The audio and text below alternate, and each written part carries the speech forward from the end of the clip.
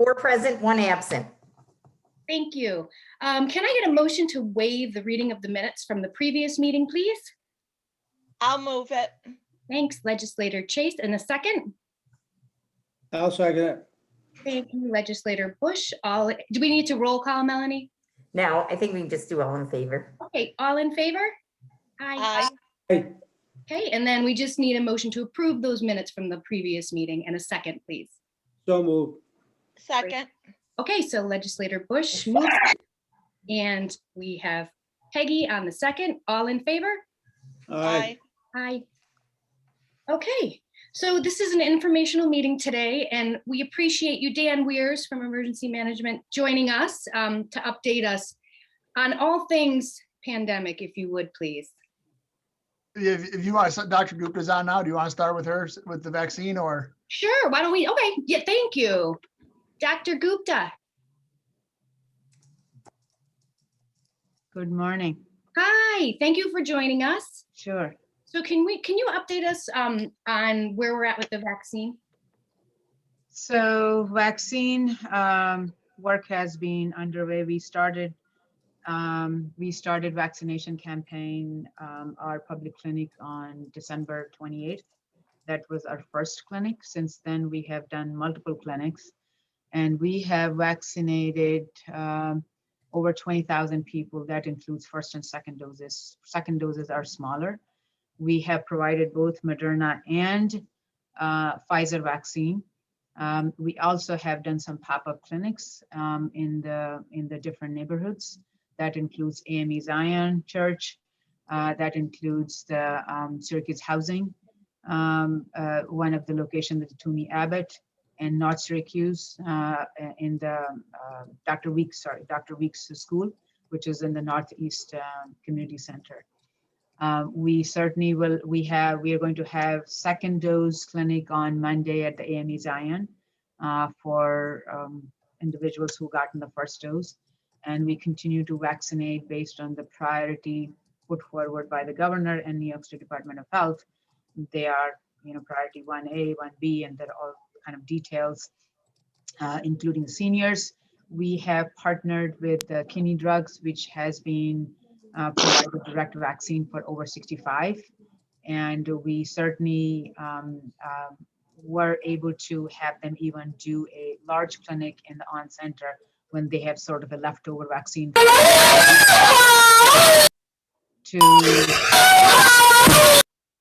to provide the vaccine in pretty much in a very fast time frame. A lot of that work has been done, as you know, under leadership of County Executive Ryan McMahon, and in partnership with Emergency Management, Dan Weirs, who is right here. We have a very strong collaborative partnership.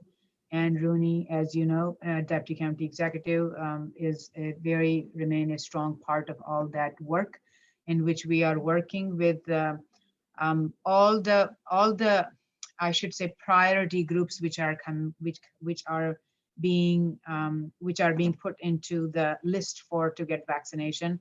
For example, when we have OPWDD, what does that stand for? Office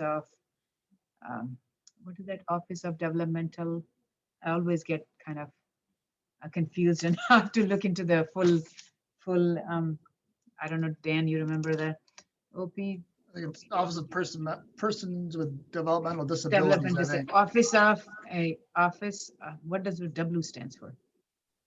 It's Office of Persons with Developmental Disabilities. Oh, hi, Ann. Sorry, I just didn't know you were here. So that has been a strong focus from the governors, and then we have been able to vaccinate many of them. If you have seen our clinic, if you have not done so, you may consider visiting that. If you qualify for your own vaccine, I hope you would have gone there. That we have very streamlined process in terms of registration for those people who have some disability, that they have been given a sort of separate path, and they can be vaccinated without having to wait longer. people with mental health. That has been a special accommodation for them. In nutshell, that we have recruited people from different groups throughout. One of those, when we're talking about AME Zion, I know Anne worked very closely with the church leaders. That was led by Pastor Hyman, and brought many of the community members. We had registration for 250 people. We ended up vaccinating 274 people. So, I mean, that gives you a pause and feel like that's the effort is, there is acceptance. You started to see acceptance from the community leaders and then to the community residents. The similar situation was in the Syracuse Housing Authority, where a lot of work was being done. Pre-registration was done with the help of Dan Weirs and his staff.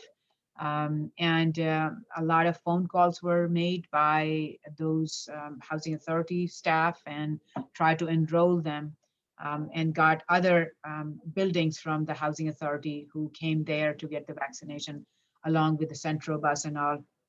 Similarly with the when we did with the Dr. Weeks, a lot of work had to be done pre-vaccination day to make it successful. That means that registration were pre-populated, were given to the community leadership from the New Americans with the Interfaith Works, Catholic Charities, and lots of actually large number of organizations in which they were able to enroll people and help with the translation, and were able to vaccinate successfully that day also. So, and then our large part continues to be happening at the On Center. We started in the War Memorial. As you know, after the ice hockey started, we moved to the On Center. And since then, we have done a lot of vaccinations. Actually, yesterday was our peak one for the second doses for both Pfizer and Moderna vaccines. And over 2,000 people were, over 2,200 people were vaccinated in single day. Every day this week, we have more than 1,200 people have signed up. We are we are receiving Moderna vaccine from state. Usually in the beginning, we got large doses, 3,600 for 1 week. Then it dwindled down to, it decreased to 2,600, went down to 900 next week. Then it went up a little bit to 1,000. Now we are stable at 1,200 vaccine dosage every week we are getting. And to vaccinate different groups, there has been a significant effort, whether it's a grocery store workers, which are pretty much what we call it, people may not have internet access, may not have that capability. So we are working with the grocery store HR to make sure those who don't have access can get access, especially if they are eligible for that. That's what we are looking for. And then we also open the rest is for the community who can fall into any category, 1A, 1B, and anything which is opening. So people, but that goes like within seconds, literally. That registration link fills up. So we have to carve out certain areas for 211 with the seniors, with the other OPWDD or grocery store. And now we will go into immunocompromised, also working with the physicians community for the next week. So there's a lot of background work happens with the before the clinic actually happens. Getting the resources for the clinic, I'm so thankful that our county executive has been very supportive of all finding all the nursing staff which we needed, all the support staff which we need to make that a smooth operation of the clinic without having to have people think what is happening. So one day we had a little bit of a delay, but that we actually able to put more people there. And since then it has been very smooth operation. So I'm very indebted to his leadership, to County Executive Ryan McMahon and Rooney, and partnership of Dan Weirs. We are a very strong team working together to make sure we are able to serve our community in a very respectful way, very collaborative way, with working with anyone. And we are open for suggestions at any point, which we can. Our goal is to put the shots in people's arm in a very timely manner. And as hopefully we'll have more vaccines available, we'll continue to do pop-up clinics, we'll continue to collaborate with our community partners to vaccinate their staff. And also one of those things is working with the physician community, which I have been working with the large practices at this point, is trying to see how, when they start to get the vaccine, how they're going to prioritize also. So in the meantime, we are going to be vaccinating their patients and trying to see how we can have a good balancing act there. So that's a summary at this point. And if you want some exact numbers, I certainly can provide you. I gave sort of a estimated number in roundabout number for the vaccines, number of vaccines which are given. Okay. So it's obviously a Herculean task, and we appreciate you guys doing what you're doing. I'm glad personally to see that people with developmental disabilities and immunocompromised people have a shot. They deserve it to be getting the immunization. But I have a question that I've been asked by several shareholders. So now that they're going to be able to sign up, say you are in that category that you're allowed now. Pfizer is the vaccine that 16, you can be 16 and get it. If Moderna, you cannot, you're too young. Yeah. So when a parent signs a 16 or 17-year-old up, are they guaranteed that there's going to be a Pfizer vaccine for them? So depending on, I mean, it's not open for general 16-year-old at this point. If somebody's healthy, if they qualify because of their I'm work. talking if you're developmentally disabled. If say you're a person with Down. Yeah. So they will qualify to get that. We right now we are trying to, because Moderna, to avoid the confusion, we sort of stick to the over 18. We have vaccinated some 16 years old also. But that is something we are trying to, and depending on where they're qualified, that certainly will be. So Pfizer is the only one which is available for 16 and older. Moderna is for 18 and older. The Pfizer, we have gotten very, very few dosage of Pfizer. Pfizer has been pretty much assigned generally to the hospital systems because of their ultra freezer issues. We have a very ultra cold freezer at this point, so we have been able to receive Pfizer vaccine. And right now, when the state provides this extra vaccine to provide for the pop-up clinics, then we have been receiving Pfizer for that, and then that is specifically targeted to that population. So when we did for the seniors at the South Side, that's how we went to the African American community. That's how we were focused into that. That's what governor has asked. When we went for the Syracuse Housing Authority, that was over 65 or essential workers there. Whoever qualified there will go into that. But our focus essentially is, and the same thing comes into the immunocompromised also. Eligibility has to align with how severe the problem is. So if you look into 65 years and older, there are more opportunity for people to get vaccine at this point because Kinney is 100% dedicated to 65 and older. They have been getting periodic vaccines. Like this week, they got a lot at 1,600. So they all go to seniors. Then we do provide some portion of that also. And then state has dedication to the 65 and older. So we have a good pool there. I mean, it's not enough again, but whatever we have more demand and less supply. But considering what we have, over 65 have multiple venues. What we are having a little difficult time is the people who are in between, right? Those who don't fall into the categories, and now with the immunocompromised, they will have a little bit of shot. Those people who are between 16 or 18 to 64, they didn't fall into any categories. They were not essential. They were not essential workers. They were not, working in the healthcare, so they couldn't get. But because of their medical conditions now, they will be able to get a shot. So somebody who has rheumatoid arthritis, somebody who has multiple sclerosis, is an immunocompromised 40-year-old, and is in a very difficult situation. They couldn't get it before, so now they will be qualified to get that. However, the caveat is, one of those things I think when I talk to the physicians is that having 3 diagnoses versus 1 diagnosis, who should get the precedence, right?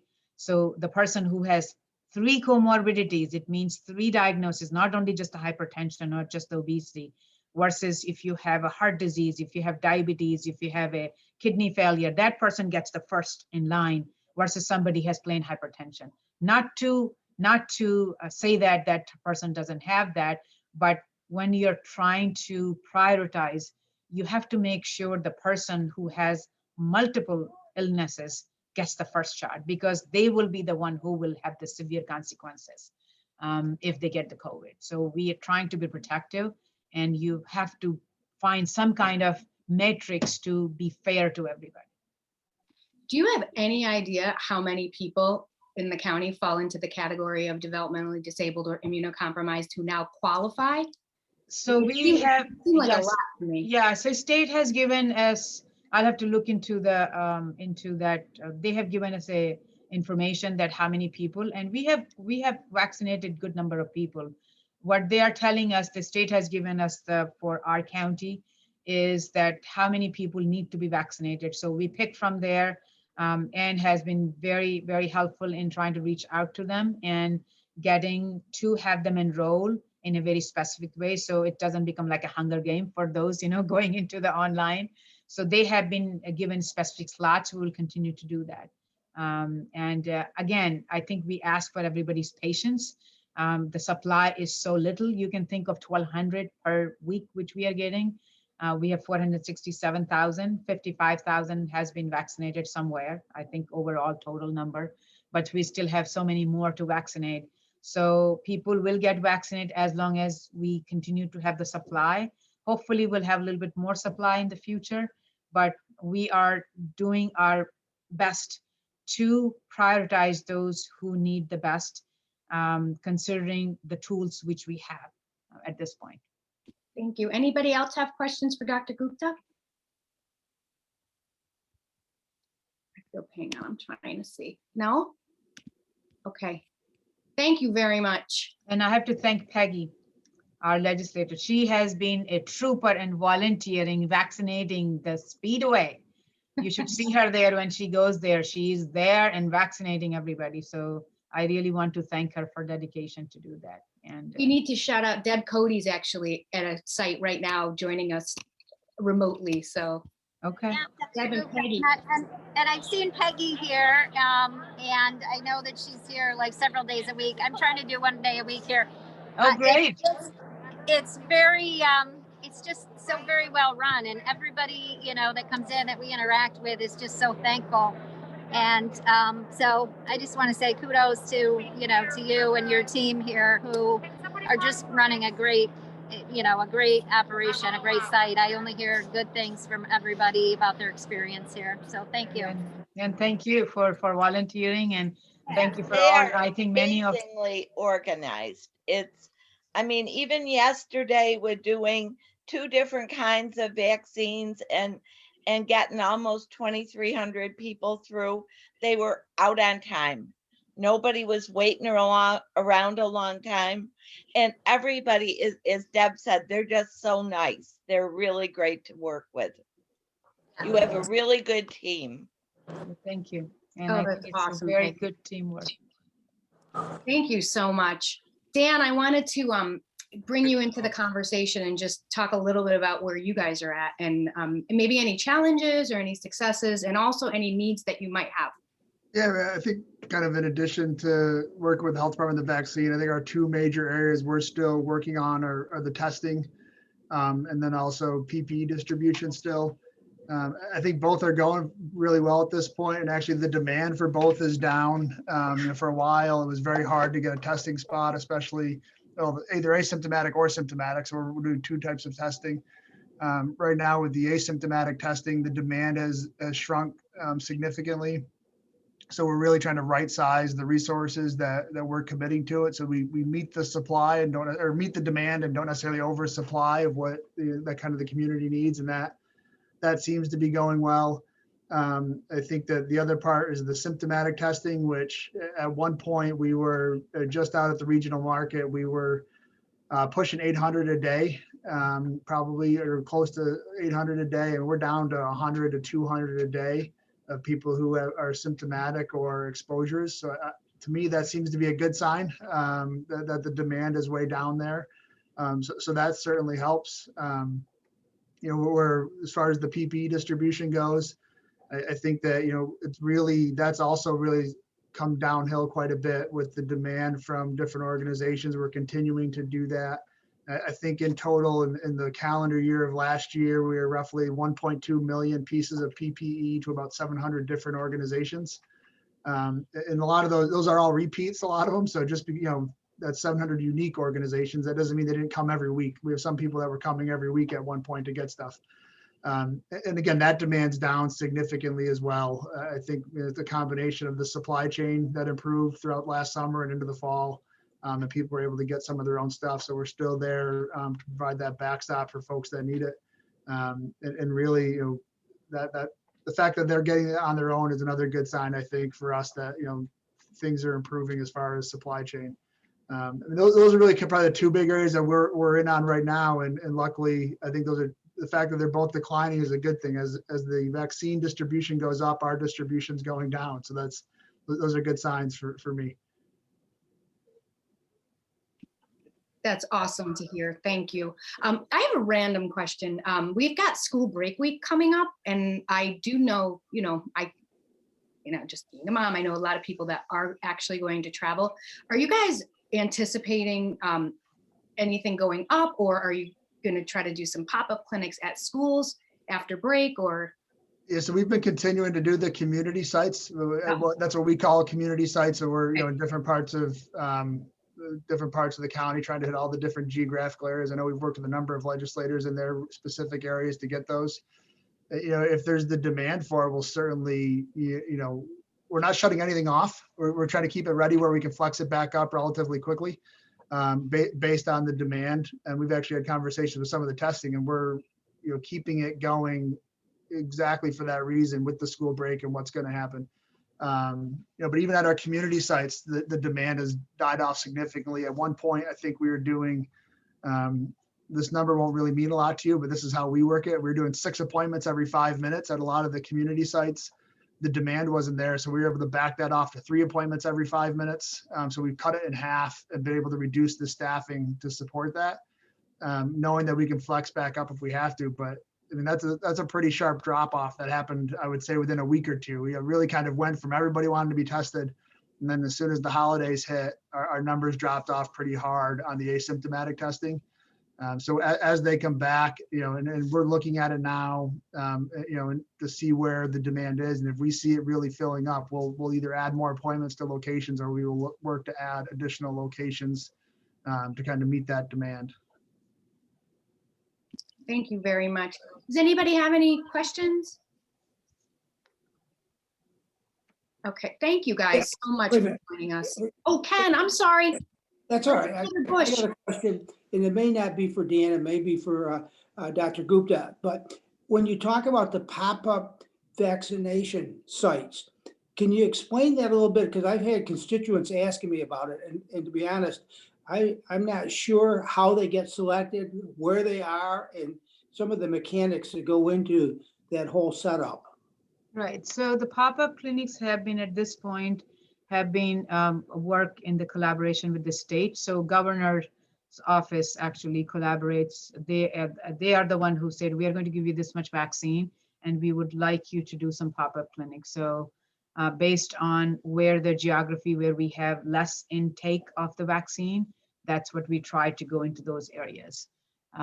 In terms of the distribution of the vaccine, if you look at that, who received the vaccination is in our community so far. In the last month when we did our data analysis, was that based on our demographic distribution in our community, we have about 80% Caucasian, 13% African American, and 7% includes others. So in that one, when we see proportionately how many people have been vaccinated in that time frame. We found that about 83% Caucasian were vaccinated. 6 point, about a little bit over 6% African Americans were vaccinated.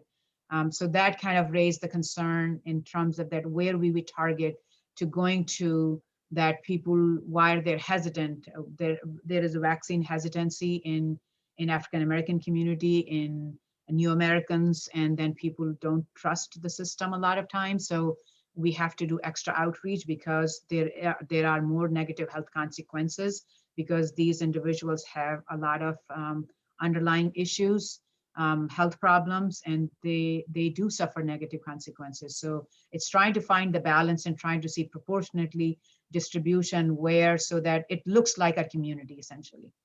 So that based on what the governor's office asks, and then where we think at the local level we have, and then it matched with both. So that's the work. Then we work with the sites.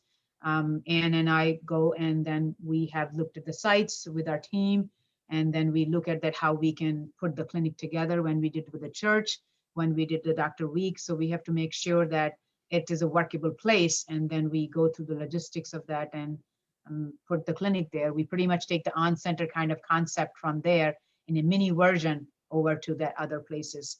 The same thing, registration, vaccination, monitoring, and all those things. So it's like a mini versions of those on-center you can think of that we are trying to put in the pop-up clinics. And depending on what happens, our goal is, again, has to be data-driven. What we will look again in a month that which zip codes we are seeing based on the population rate of vaccination uptick, then we can target in those areas to try to do pop-up clinics and small in the churches, and also that is a work in progress. It will happen. I hope that answers your question. Yeah, it helps. Thank you. Legislator Chase?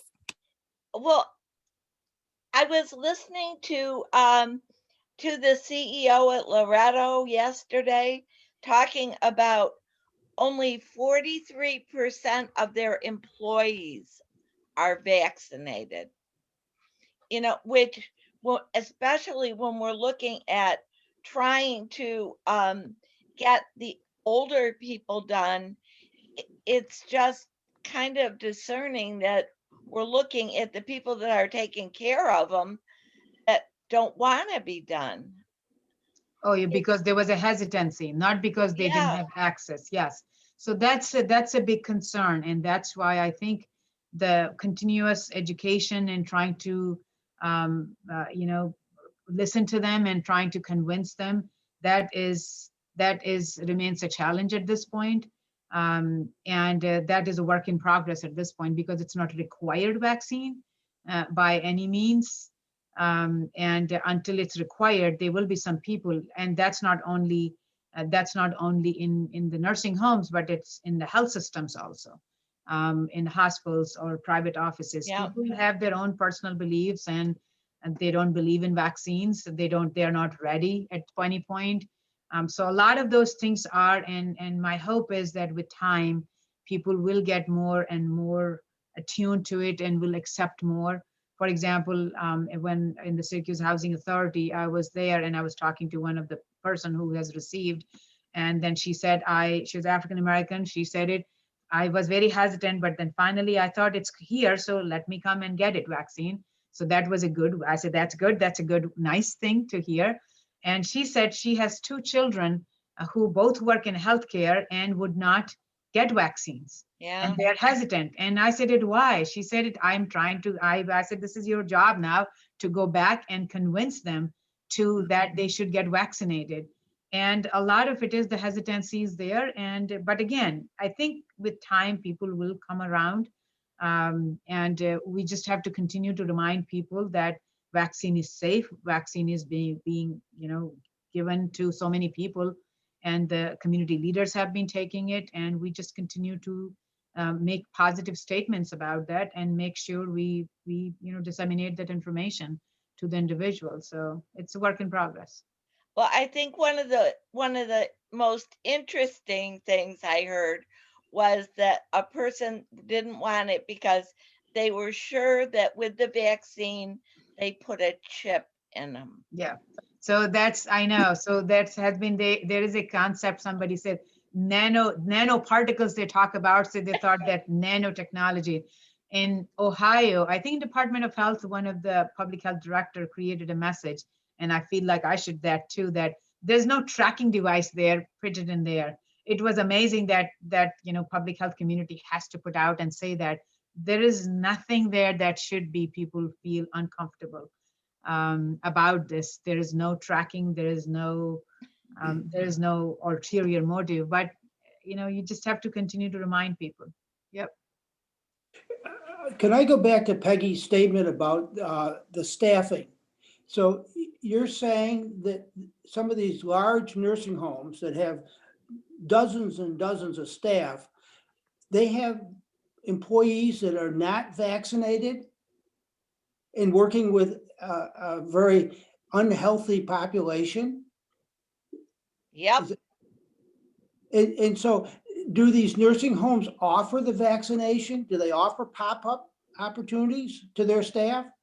Yeah, they have been, and they have actually, the federal government directly contracted with them with the state's help, and they have pharmacies actually go to their places and vaccinate them.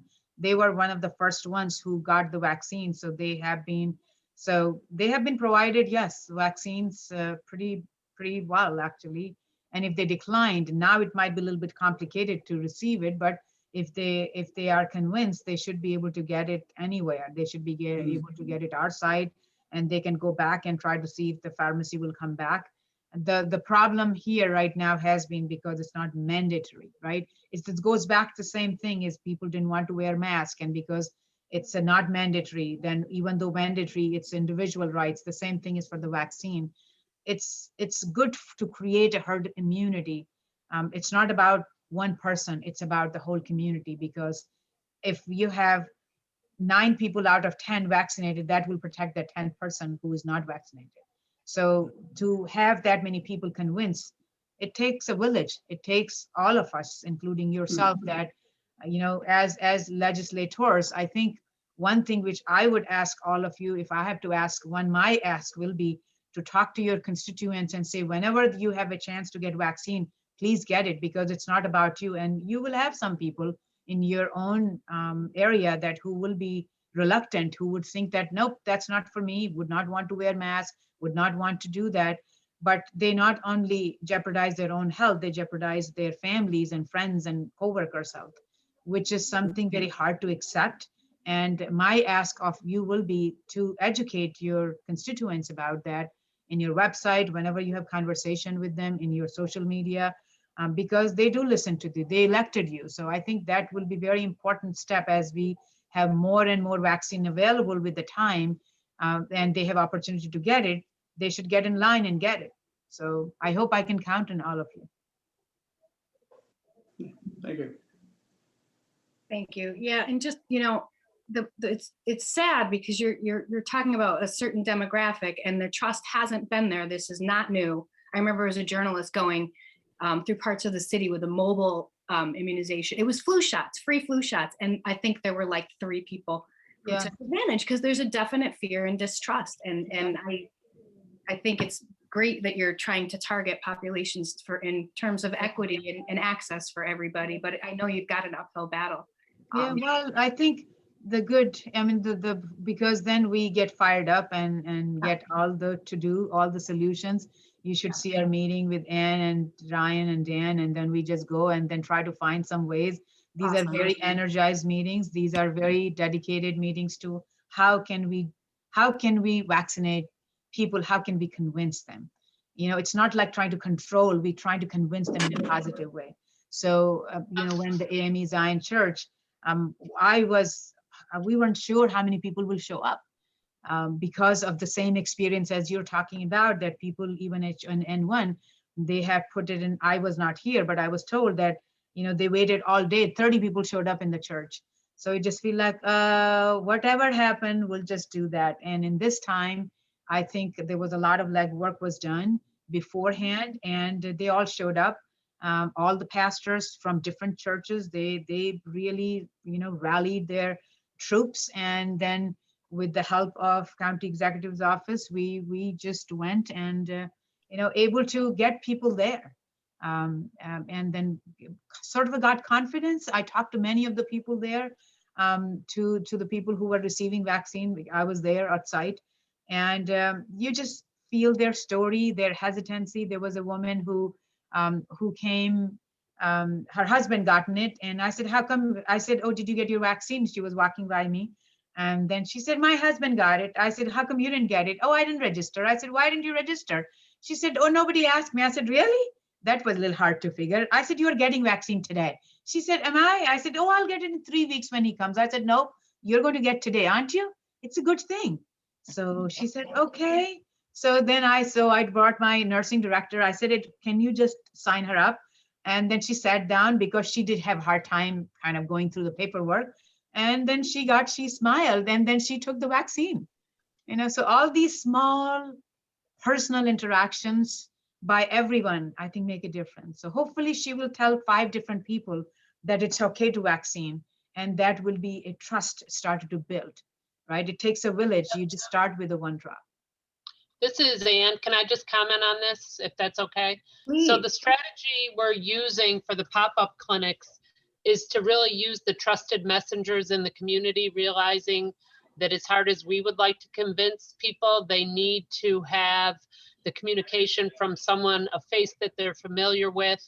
That's been the strategy with the churches, certainly with the Syracuse Housing Authority, and then with the over 20 community agencies and groups that we use for the New American community at Dr. Weeks.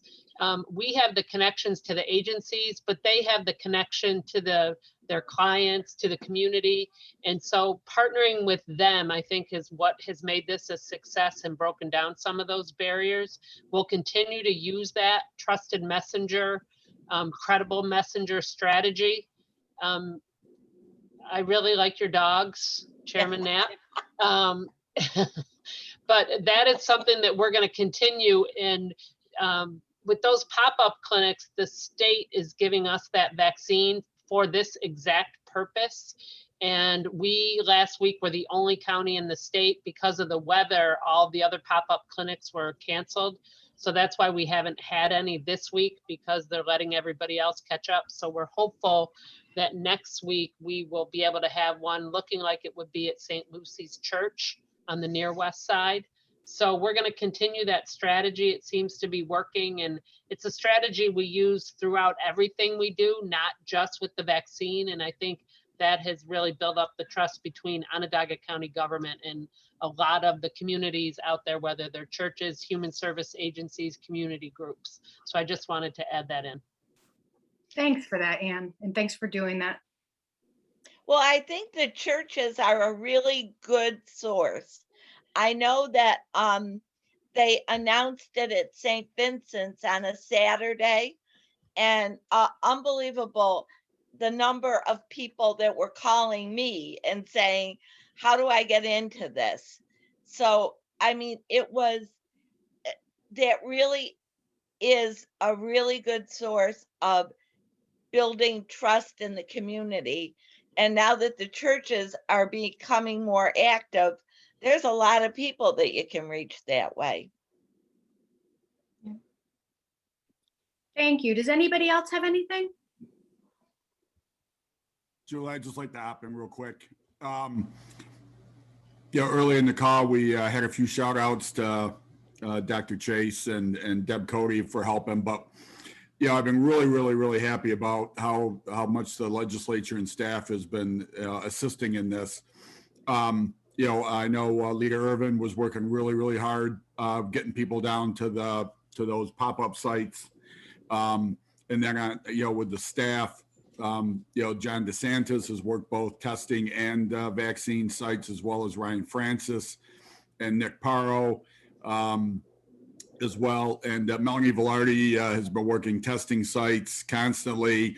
And this morning, she actually picked up 200 food boxes that we're distributing around the southern towns. And she's working a testing site tomorrow. So the legislators and staff, it's been a great team effort here as well.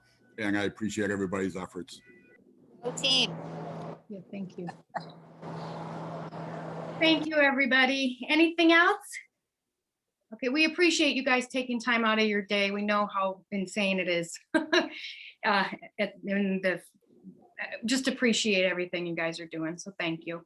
Thank you. I just Stay need a safe. motion to adjourn in a second. So moved. I'll second. Okay, Legislator Cody and Chase, and all in favor? Aye. Thank you, everybody. Have a great day. You too. Aye. Okay. Thank you.